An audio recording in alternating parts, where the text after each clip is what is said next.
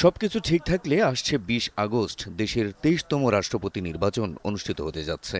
রাষ্ট্রের এই সর্বোচ্চ অভিভাবক পদে এবার প্রতিদ্বন্দ্বিতা করছেন সরকার দলীয় প্রার্থী বিএনপি মহাসচিব মির্জা ফখরুল ইসলাম আলমগীর এবং ১১ দলীয় জোটের প্রার্থী অবসরপ্রাপ্ত কর্নেল অলি আহমদ। তবে সংসদে একক সংখ্যাগরিষ্ঠতা থাকায় সরকার দলীয় প্রার্থী বিএনপির প্রবীণ নেতা মির্জা ফখরুল ইসলাম আলমগীরই রাষ্ট্রপতি পদে বিজয়ী হবেন, এটি প্রায় নিশ্চিত। আর পরাজয় নিশ্চিত জেনেও গণতন্ত্রের সৌন্দর্য বৃদ্ধিতে নির্বাচনে প্রার্থী দিয়েছে ১১ দলীয় জোট। প্রশ্ন হচ্ছে, দেশের বর্তমান প্রেক্ষাপটে কার কাছে শপথ গ্রহণ করবেন নতুন রাষ্ট্রপতি? এ বিষয়ে সংবিধানের নিয়মই বাকি। সাংবিধানিক নিয়ম অনুযায়ী নতুন রাষ্ট্রপতিকে শপথ বাক্য পাঠ করানোর কথা জাতীয় সংসদের স্পিকারের। তবে এবারের দৃশ্যপট কিছুটা ভিন্ন।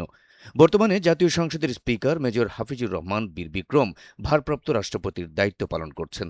ফলে স্বাভাবিকভাবে তার পক্ষে নতুন রাষ্ট্রপতিকে শপথ পড়ানো সম্ভব নয়।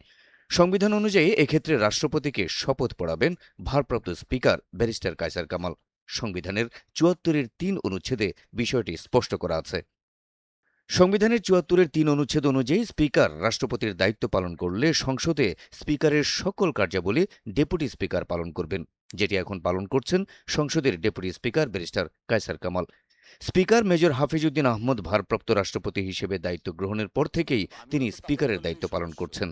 আর সেই সাংবিধানিক বিধান অনুযায়ী নতুন রাষ্ট্রপতিকেও শপথ বাক্য পাঠ করানোর দায়িত্বটা তার উপরই বর্তায়। ফলে কোনো অঘটন না ঘটলে দেশের ২৩তম রাষ্ট্রপতি হিসেবে ডেপুটি স্পিকার ব্যারিস্টার কায়সার কামালের কাছেই শপথ নেবেন মির্জা ফখরুল ইসলাম আলমগীর, এমনটা নিশ্চিত করেই বলা যায়।